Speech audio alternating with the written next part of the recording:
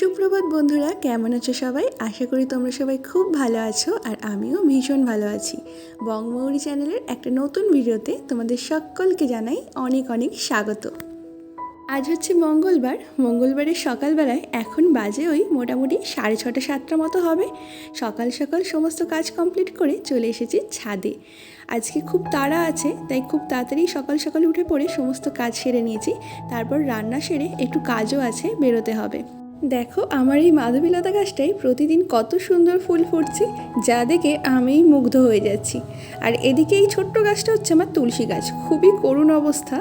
যখনই ছোট ছোট পাতা হয় আমি তখনই ঠাকুরের জন্য কিন্তু পাতাগুলো তুলে নিই। বাড়িতে যে গোপাল নারায়ণের নিত্য সেবা দিই, সেখানে তুলসী পাতা ছাড়া যে সেবা অসম্পন্ন, তাই আমার এই তুলসী গাছটা একেবারেই বড় হতে পারে না, এই রকম করুণ অবস্থা। চলো, আমার সমস্ত ফুল তোলা কমপ্লিট। আজকে কিন্তু খুব অল্প সংখ্যকই ফুল পেয়েছি।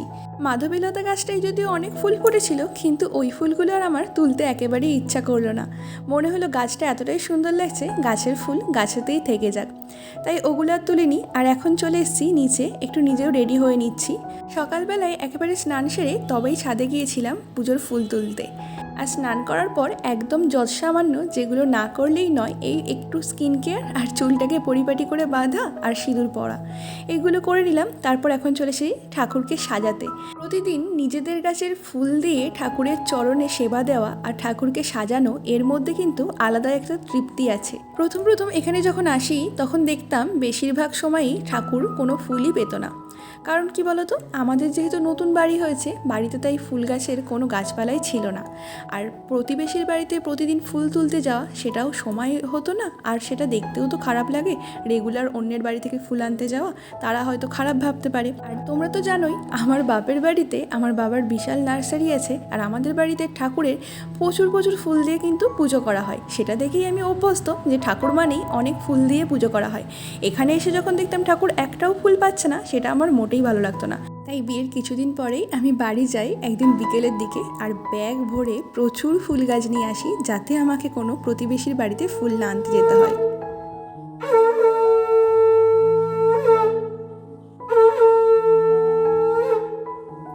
ব্যাস, পুজো আমার কমপ্লিট। শঙ্খটাকে ধুয়ে নিয়ে রেখে দেবো। এবার চলে যাব নিচে।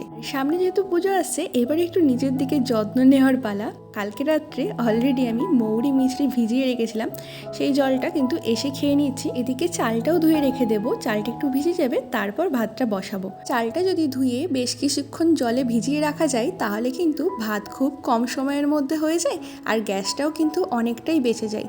তাই প্রতিদিন কি করি, চালটা ধুয়ে এভাবে রেখে দিই। আর এদিকে বসে গেছি সবজি কাটতে, কাজ করছি। আর আজকে কিন্তু বারবার ঘড়ির দিকে আমি লক্ষ্য করছি, আজকে ভীষণই তাড়া আছে। কারণ 9:30টার মধ্যে আমাকে বাড়ি থেকে বেরোতে হবে। 9:30টার সময় বোনপোকে নিয়ে স্কুলে পৌঁছে দিয়ে তারপর দিদি আর আমি একটা জায়গায় বেরোবো। বোনপোকে আমাদের সাথে নিয়ে গেলে কি হয় বলো তো, ওনা প্রচণ্ড বিরক্ত করে, কারণ অনেকটা সময় লেগে যায় সব কিছু কেনাকাটা করতে, দেখে শুনে কিনতে তো সময় লাগবেই।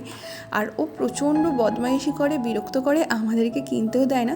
তাই ঠিক করেছি আজকে ওকে স্কুলে দিয়ে তারপর ওই যে টাইমটা থাকবে মিডিলে, সেই টাইমটাই আমরা কেনাকাটা করে ঘুরে চলে আসবো। তারপরে ওর ছুটি হলে ওকে নিয়ে চলে আসবো একেবারে। আর এদিকে আমার বরবটি, বেগুন, আলু কাটা হয়ে গেছে। আলুর সাথে না একটু দিয়েছিলাম কচু, এই সব কিছু দিয়ে একসাথে একটা তরকারি করে নেবো। একবেলা যেহেতু খাবো, রাত্রেবেলা আবার নতুন করে রান্না হবে। আর এদিকে আমি বসিয়ে দিয়েছিলাম টক ডাল আমড়া দিয়ে। আমাদের বাড়িতে সবাই ভীষণ টক খেতে ভালোবাসে, আর কিন্তু আমি অতটা টক খেতে একেবারেই পছন্দ করি না। আর তরকারিটা করতে করতেই জানো তো 9:30 বেজে গেছিলো, তাই যা হোক করে নাকে মুখে গুজে খেয়েই বেরিয়ে গেছিলাম। ওদিকে বোনপোর না হলে স্কুলের দেরি হয়ে যাবে। ওকে স্কুলে পৌঁছে দিয়ে দুই বোন মিলে চলে এসেছি এই যে অক্সিডাইজের জুয়েলারিগুলো কিনতে। এই র মেটেরিয়ালগুলো কিনে নিয়ে গিয়ে বাড়িতে কিন্তু আমরা সেগুলোকে রেডি করে সেল করি। অনেক দিন আগে থেকেই করি এই বিজনেসটা, যেখানে 2 বছর না আর একেবারে সময় হয়নি। আর ওদিকে দোকান থেকে ফিরে আবার চলে এসেছি স্কুলের সামনে। আর এত গরম পড়েছিল না আজকে, দিদি বললো একটু আইসক্রিম খাই। অরুণের আইসক্রিম নিয়েছি, খুব ফেমাস ভাইরাল অরুণের আইসক্রিম। তো আজকে প্রথম না, আগেও খেয়েছি, আমারও বেশ ভালো লেগেছে। আর এই যে দুজন মিলে দাঁড়িয়ে আছি রোদে গরমে, দুজনের চোখ মুখের অবস্থা খুবই শোচনীয় হয়ে গেছে, তাই দুজনেই আলোচনা বিছানা করেছিলাম। আর এখন আমি চলে এসেছি আমাদের বাড়িতে। হাফ মেটেরিয়াল দিদিকে দিয়ে এসেছি আর হাফ আমি নিয়ে এসেছি, ওগুলোর বাড়িতে বসে বসে ফিটিংস করব। আর এখন বাজে পুরো 1:30, জানো তো, 9:30টায় বেরিয়েছি আর এখন 1:30 বাজে। শোচনীয় অবস্থা। নিয়ে চলে এসেছি এখন বাড়িতে, 9:30টায় বেরিয়েছি সকাল আর এখন বাজে 1:30। উফ, বাইরে প্রচণ্ড রোদ, গরম।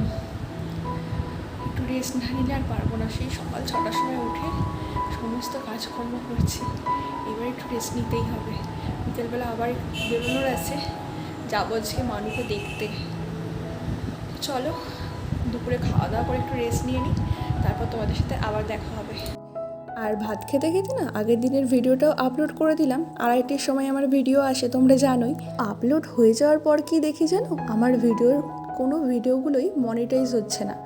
বাকি যে ভিডিওগুলো মনিটাইজ হয়েছিল সেগুলোও আর মনিটাইজ অপশান দেখাচ্ছে না। আমার তো পুরো খাওয়া ঘুম সবটাই উড়ে গেছিলো, এত ক্লান্ত হয়ে গেছিলাম। কিন্তু সেই যে ক্লান্তি আমার কোথায় গেল, আমি এত টেনশানে পড়ে গেছি।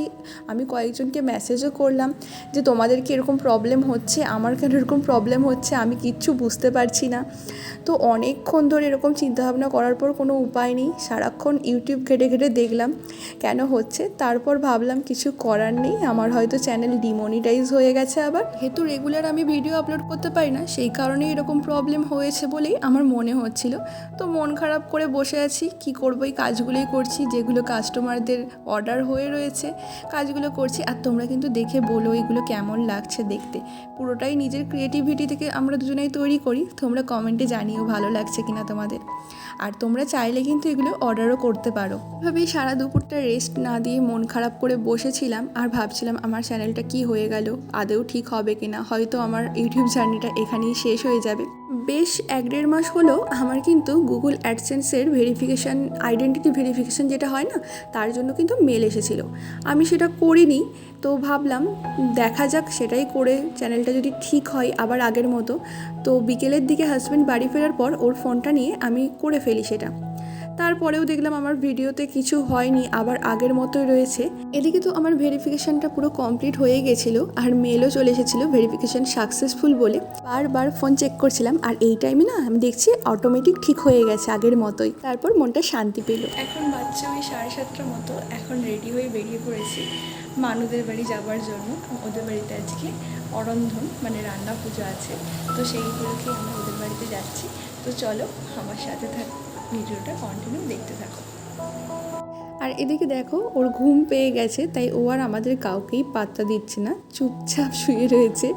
ওর খুবই ঘুম পেয়েছে, কেউ কিছু কোলে নিতে গেলেই মুখটাকে ঘুরিয়ে নিচ্ছে আর ঠোঁট ফুলিয়ে ফুলিয়ে কান্না করছে।